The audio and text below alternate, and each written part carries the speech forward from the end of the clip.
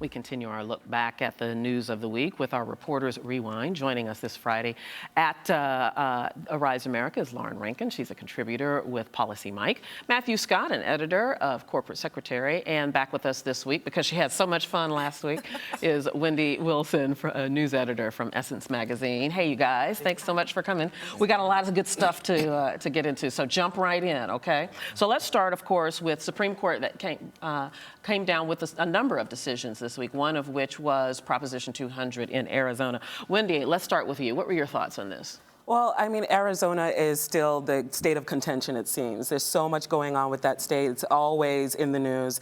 I think that, you know, the Supreme Court has made its decision, and they just have to agree to it. I mean, we have a voting system in this country that is fair and balanced, and the fact is that the undocumented immigrants that they think are using voting laws to go and vote, it's not happening. The numbers aren't there to prove that. I see you nodding your head there. Absolutely. There's no proof that there's a voter fraud scandal when actually what's going on is a concerted effort to suppress the votes and the voting rights of people of color. That's what's happening. And you saw it in 2012 with these incredible voter suppression laws that went through, and many of them were struck down, like Pennsylvania's law was struck down.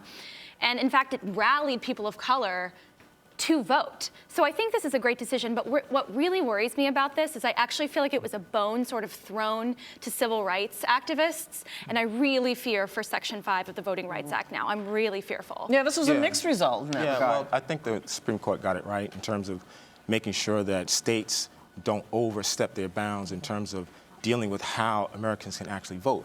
So the next step, I guess, would be for people to stand up and say, hey, listen, this is something that we want to make sure doesn't start to sound like things from our past that we don't really want to mention. And Matt, you bring up a great thing. I want you guys to all react. Can you believe we're talking about voters' rights in 2020? It's ridiculous, absolutely ridiculous. I mean, the fact is that I think the Latino group is really where people should be looking to garner voters and not dissuade people from voting. And so if the Republican Party really wants to sort of envelop these folks and really make them a part of the voting process, why are you eliminating their right to actually go to the ballot and exercise their right to vote? You know, another confounding part of this decision was the court basically said, you know, okay, we're going to rule in this way, but if you want to go to the EAC and petition them to change their form, do that, and if they won't, you can take them to court. Exactly. They gave states an in to actually suppress the vote. And that's what really worries me about laws like this. I feel like this decision was the right decision, and I'm pleased by it. Sure.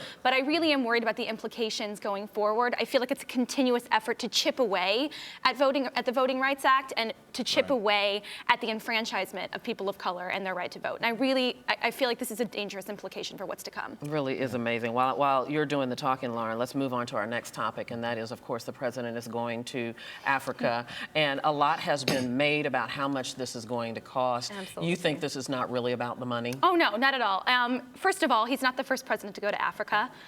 President George W. Bush and President Clinton both went, and President Bush's wife went 5 times during his presidency to Africa alone. So this is not an issue.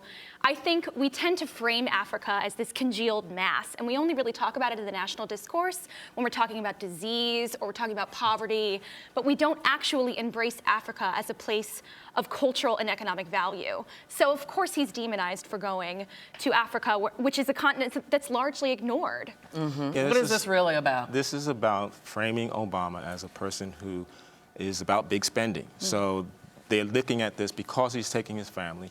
They're looking at it as a family trip as opposed to something that has some value. Now, the African countries that he's visiting, South Africa, which is the largest economy on the continent, and then you have 2 other economies, Senegal and Tanzania, which actually could become strong engines of economic growth within Africa. You know, African countries have had troubles in the past with poor leadership, but these countries seem to be doing well. So nobody's seeing the value, and unfortunately, the Obama administration is not really making the value of this trip known in a public way. They're just going about doing it and saying, well, we're not going to be spending too much on the trip. And that seems to be a theme with a few things that the president has done, and that is not proper communication so that people really understand what he's trying to accomplish. Well, in this scenario, it's a matter of national security, and that's one of the reasons why some of the issues haven't really haven't come to light as of yet. But we have to understand that this is the president's first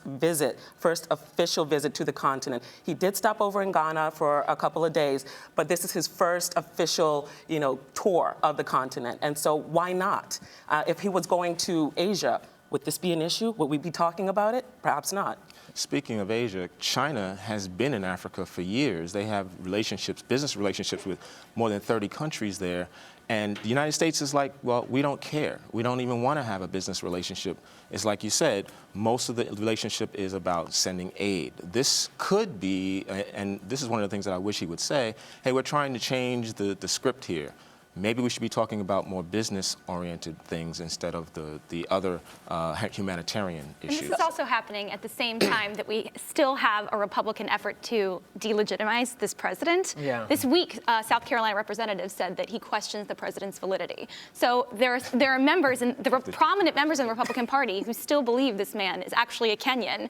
So it's interesting to sort of juxtapose those dynamics. I expected you to say that earlier, actually. Okay, we literally just have a minute and some change left. Let's talk about our last week. We covered it here on Arise America, although it's not necessarily being covered that much in the mainstream media, and that is the business of private prisons and how much money is at stake and how it creates a conundrum for keeping particularly people of color incarcerated. Who wants to go? Prisons are a business now. Yes. Yes. And They are. it's big business. What's happening in Philadelphia is that they are making money for the state over educating the future citizens. And unfortunately, what's going to happen is those citizens who are getting bad education, they're going to wind up in the prison system. So they're basically And isn't that fueling a intentional? cycle. It's designed that way. Look at Mississippi. They have a prison pipeline where students of color are arrested for infractions like not properly wearing a belt or wearing mismatching socks. That's intentional.